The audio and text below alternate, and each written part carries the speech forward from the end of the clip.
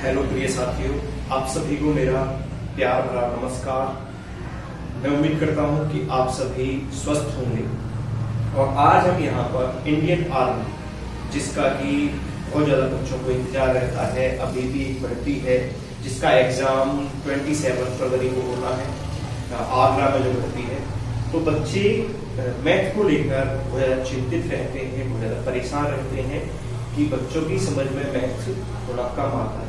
तो हम यहाँ पर, क्योंकि यहाँ पर जो मैथ का सिलेबस है केवल 15 नंबर का जो आपका मैथ आता है, बहुत सेलेक्टेड क्वेश्चन आते हैं। तो बहुत सेलेक्टेड क्वेश्चन को हम देखते हुए कि कहाँ से क्वेश्चन बनते हैं, उन टॉपिक्स पर स्टार्ट करते हैं इंडियन आर्मी के लिए आज संख्या पद्धति। और संख्या पद्धति के कुछ ऐसे पॉइंट, जिन पॉइंटों पर क्वेश्चन यहाँ से बनते ही बनते हैं, 100% यहाँ से क्वेश्चन आता ही आता है। तो मैं उम्मीद करता हूँ कि यहाँ जो हम अब कराने जा रहे हैं वहां से आपको बेनिफिट मिलेगा और आपके एग्जाम में क्वेश्चन बनेगा। ये श्योर है कि आपके एग्जाम में यहाँ से क्वेश्चन बनेगा ही बनेगा।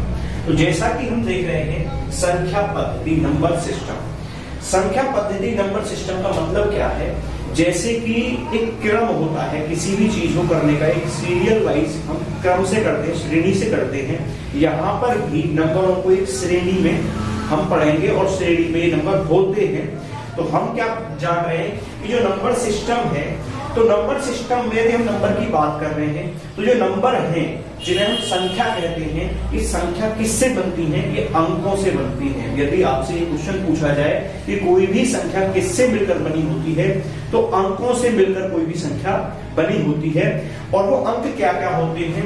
तो सबसे पहला जो पॉइंट है हमारा अंक है। जो अंक को हम जानेंगे कि अंक क्या होते हैं, तो हमारे पास ओनली 10 अंक होते हैं जिनके द्वारा हम कोई भी नंबर बना सकते हैं। अंक क्या क्या है?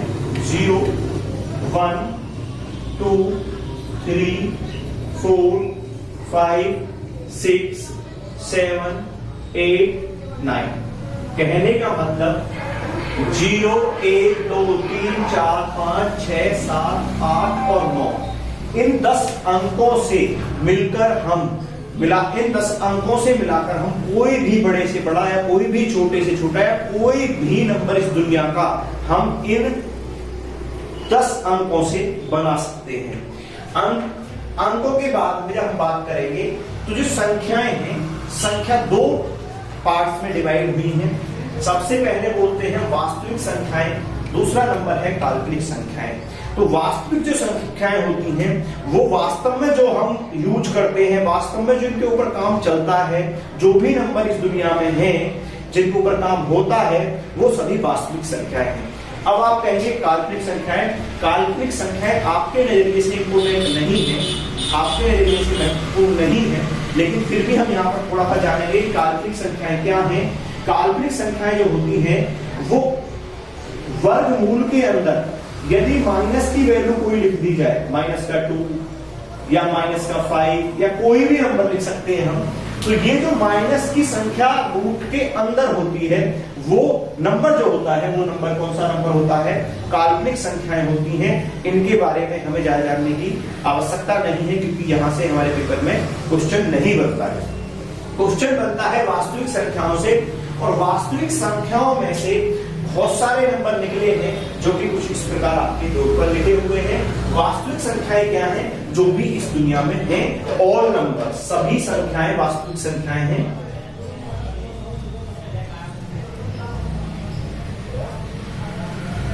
केवल और केवल काल्पनिक संख्याओं को छोड़कर जो भी नंबर हैं वो सभी वास्तविक संख्याएं हैं। और उनको फिर इस प्रकार से बांटा गया है, आप समझ सकते हैं कि जो वास्तविक संख्याएं हैं वो इन नंबर्स का फादर है, पिता है। तो वास्तविक संख्याओं से फिर अलग अलग पार्टों में हम डिवाइड कर रहे हैं कि कौन कौन से नंबर हैं। तो हम यहाँ पर बात करते हैं प्राकृतिक या प्राकृत संख्याओं की। प्राकृतिक, जैसे कि इसके नाम से ही पता चल रहा है, प्राकृतिक का मतलब होता है कि जो प्रकृति से हमें मिली है। हम किसी बच्चे से यदि बोले कि संख्या या गिनती सुनाएं, तो वो 1, 2, 3, 4, 5, 6, 7, 8, 9 इस प्रकार से आपको 10, 11 इस प्रकार से आपको जो प्रकृति से मिली है, जो कॉमन है, सभी के लिए एक जैसी है, वो होती है प्राकृतिक संख्याएं, और वो कहां से स्टार्ट होती हैं? वो 1 से स्टार्ट होती हैं। n से इन्हें डिनोट करते हैं, नेचुरल नंबर बोलते हैं, और ये 1 से स्टार्ट होती है, 1, 2, 3 dot dot dot dot dot dot infinite अनंत। कहने का मतलब ये है प्राकृतिक संख्याएं 1 से शुरू होती हैं और इनका अंतिम अंक हम नहीं बता सकते, क्योंकि हम कहीं तक भी कोई भी नंबर, बड़े से बड़ा नंबर लिख सकते हैं इसमें। तो इस प्रकार से आप प्राकृतिक संख्याओं को जानेंगे। यदि आपसे पूछा जाए एग्जाम के अंदर कि सबसे छोटी प्राकृतिक संख्या क्या है, तो आप बताएंगे सबसे छोटी प्राकृतिक संख्या 1 है। तो सबसे छोटी प्राकृतिक संख्या आप समझेंगे, सबसे छोटी प्राकृतिक संख्या यहाँ पर 1 है। उसके बाद यदि पूर्ण संख्याओं की बात की जाए, तो पूर्ण संख्याओं को हम W से नेचुरल नंबर में 0 और ऐड कर दी जाए, 0, 1, 2, 3, 4 dot dot dot dot dot, इसका भी कोई एंड पॉइंट नहीं है। ध्यान रखेंगे, यदि आपसे प्राकृतिक संख्या, सबसे छोटी प्राकृतिक संख्या क्वेश्चन के अंदर पूछी गई है, तो आप बताएंगे 1 है, 1 है, और यदि आपसे सबसे छोटी पूर्ण संख्या पूछी गई है, तो आप बताएंगे 0 है। पूर्णांक पूर्णांकों को हम I या Z से डिनोट करते हैं। पूर्णांक जो होते हैं, पूर्णांक हमारे इस दुनिया के सभी नंबर हैं, लेकिन डेसिमल के नंबर इसके अंदर नहीं आते हैं। 0 और ऑल पॉजिटिव और ऑल नेगेटिव, 0 सभी धनात्मक और सभी ऋणात्मक नंबर इसके अंदर आते हैं, लेकिन ऐसी फ्रैक्शन जो पूर्णतः विभाजित नहीं है, जो पूर्णतः विभाजित नहीं है, वो पूर्णांक नहीं है। जैसे कि हम जानेंगे 0 है, प्लस के 1 भी इसके अंदर होंगे, प्लस का 2 भी इसके अंदर होगा, प्लस के 3 भी डॉट डॉट डॉट डॉट कहीं तक भी आप जा सकते हैं, प्लस की सारी संख्या इसमें होंगी। ऐसे ही माइनस के भी सारे नंबर इसमें होंगे, -2, -1, -3 dot dot dot dot dot आगे भी।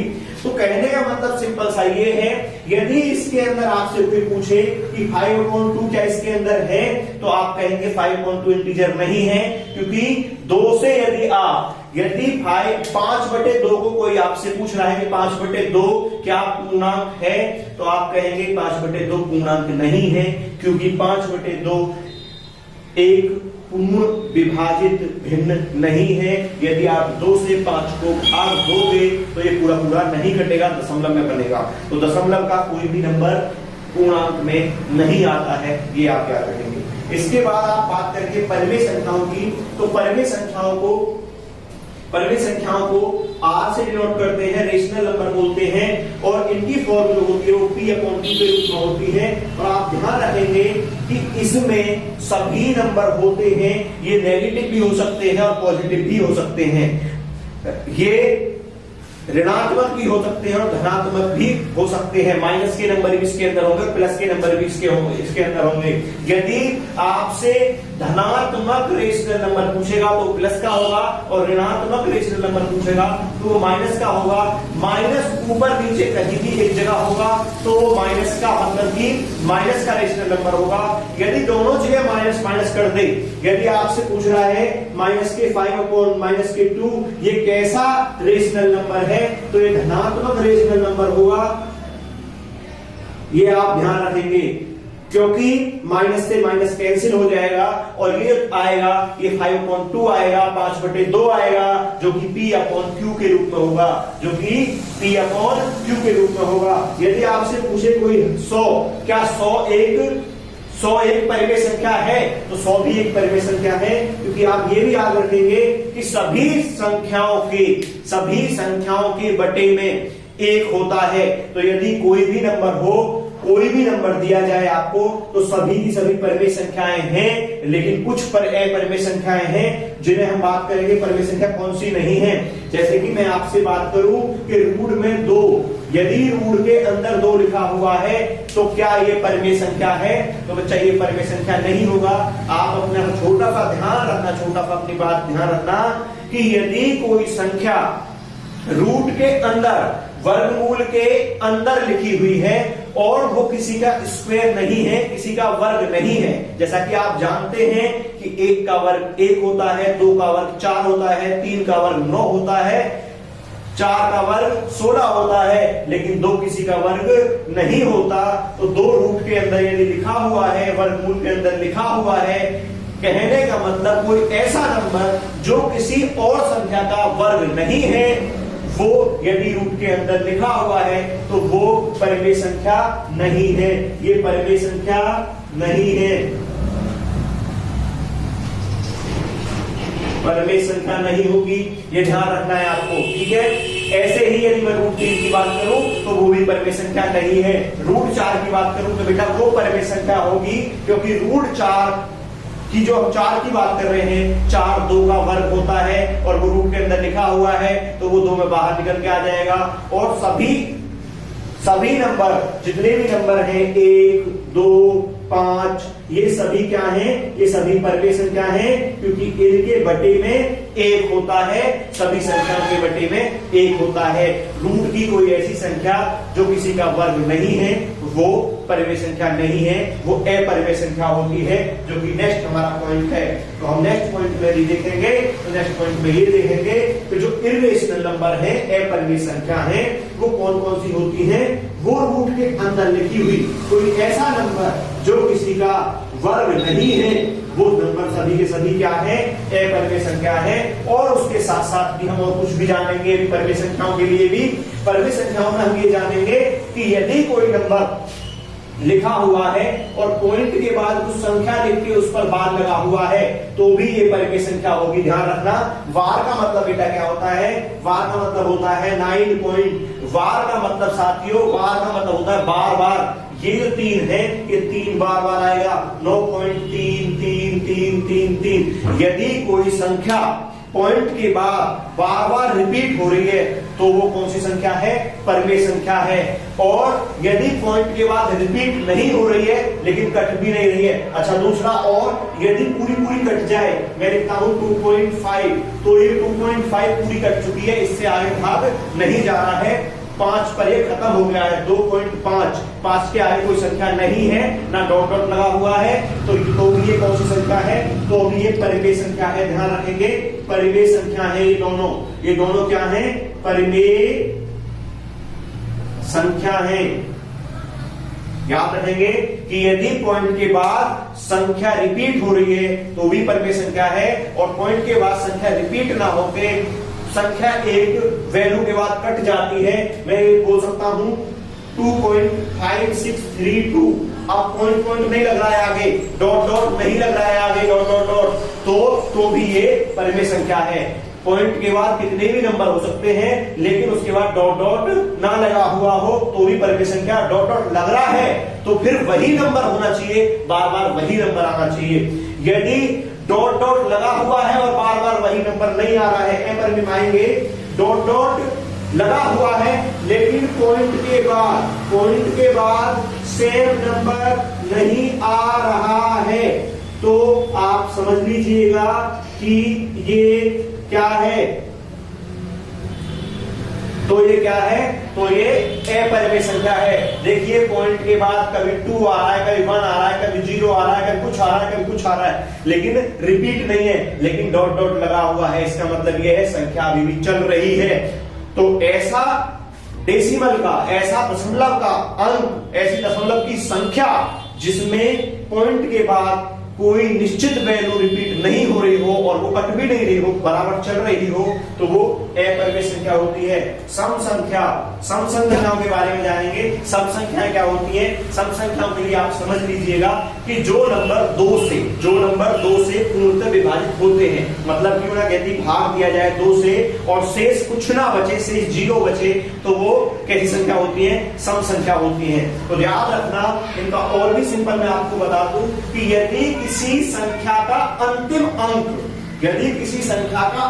अंक 0 2 4 6 8 इनमें से कोई है, कोई संख्या लिखी हुई है बहुत बड़ी सी 9 8 3 2 1 6 5 7 5 2, लास्ट में क्या आ रहा है? अंतिम अंक क्या है? 2 है। अंतिम अंक 2 है तो भी सम संख्या है। अंतिम अंक 0 होता, इसकी 2 की जगह 0 होता तो भी सम संख्या थी। 2 की जगह पे 4 होता तो भी सम संख्या थी, 2 की जगह पे 6 होता तो भी सम संख्या थी, और 2 की जगह पे 8 होता तो भी सम संख्या थी। कहने का मतलब ये है यदि अंतिम अंक 0, 2, 4, 6, 8 इनमें से कोई है तो वो सम संख्या हो जाएगी, आप आसानी से बता सकते हैं। उसके बाद विषम संख्या, विषम संख्या इसका बिल्कुल उल्टा होती है। यहां पर था कि जो संख्याएं 2 से पूर्णतः विभाजित होती हैं उन्हें सम संख्याएं कहते हैं। इसका विपक्ष में इसके उल्टा है, क्या है कि जो संख्याएं 2 से विभाजित नहीं होती हैं उन्हें हम विषम संख्याएं कहते हैं। तो ध्यान रखेंगे कि उसके लिए भी यदि जिन संख्याओं के लास्ट में 1, 2, जिन संख्या को लास्ट में 1, 3, 5, 7, 9 इनमें से कोई संख्या अंतिम अंक हो, फिर से ध्यान रखिएगा कि इनमें से कोई संख्या अंतिम अंक हो, अंतिम अंक 9 की जगह 7 होगा तो भी, 5 होगा तो भी, 3 होगा तो भी, 1 होगा तो भी कैसी संख्या हो जाएगी? विषम संख्या हो जाएगी, विषम संख्या हो जाएगी। ध्यान रखिएगा साथियों कि विषम संख्या कौन सी होती है? जो 2 से विभाजित नहीं होती। तो 2 से विभाजित कौन सी संख्या नहीं होती? जिनके लास्ट का अंक, जिनका अंतिम अंक 1, 3, 5, 7, 9 में से कोई हो, वो संख्याएं क्या होती हैं? विषम संख्याएं होती हैं।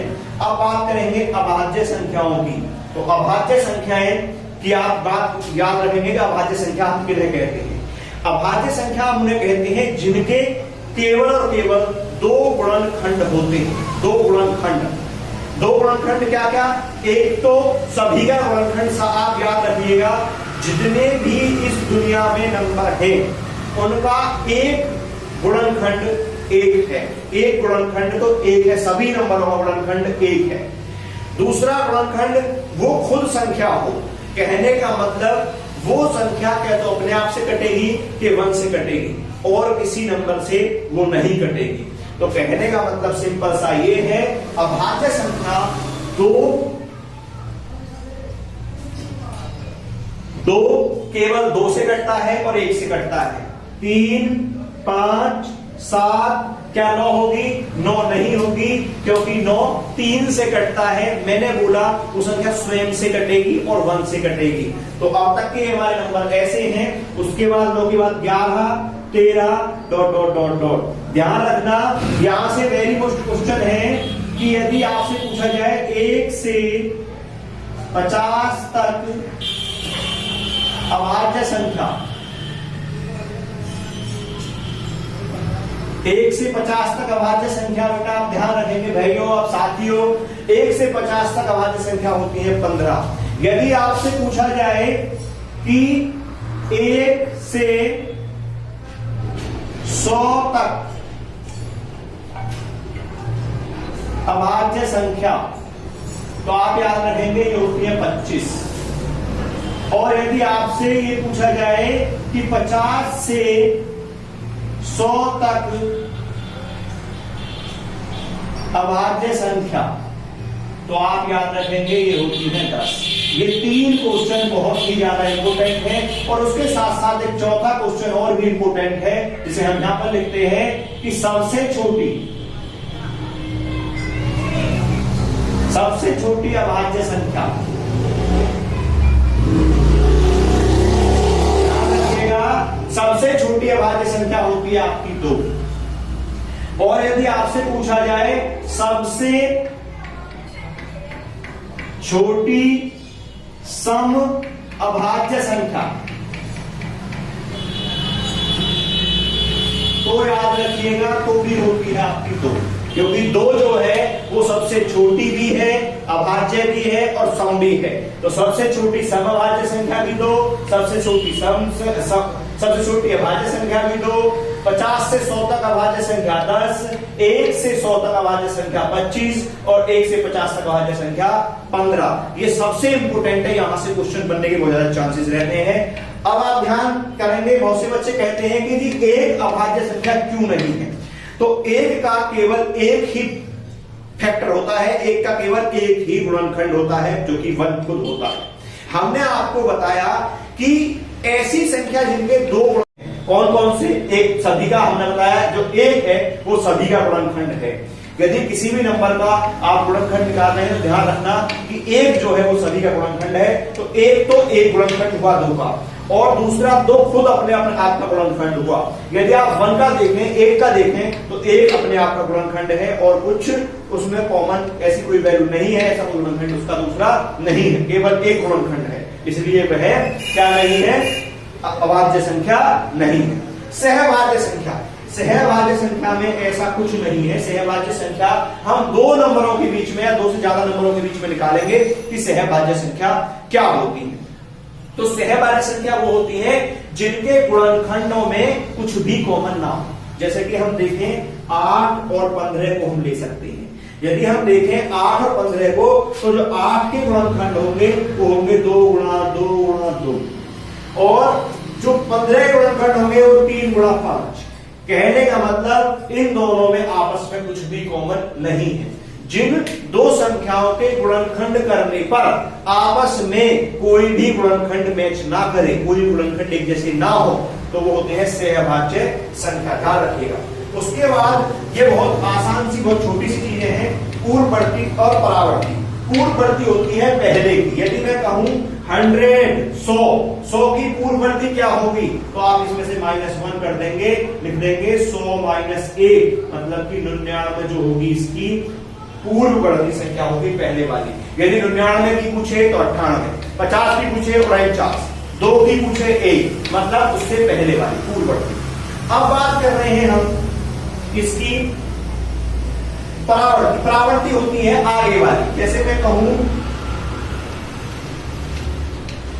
921, तो 921 की परावर्ती हो जाएगी, तो 921 की परावर्ती क्या हो जाएगी, 922, मतलब कि आगे वाली। यहां +1 होता है और यहां -1 होता है। तो ध्यान की बात, अभी इस पर एक वीडियो और बनानी बाकी होगी, जिसमें हम ये जानेंगे कि प्रथम प्राकृतिक संख्याओं का योगफल क्या होगा, प्रथम विषम संख्याओं का, n विषम संख्याओं का योगफल क्या होगा, सम संख्याओं का योगफल क्या होगा। उसमें हम सूत्र जानेंगे, फॉर्मूले जानेंगे कि इनके फॉर्मूले क्या हैं, डायरेक्ट हमको क्या नाम है, योगफल ज्ञात करने के लिए। तो हम उसके लिए एक छोटी सी वीडियो और बनाएंगे। मैं उम्मीद करता हूं कि आपकी ये सब कुछ समझ आया होगा। लाइक करें, सब्सक्राइब करें, कमेंट्स करें। Thank you so much.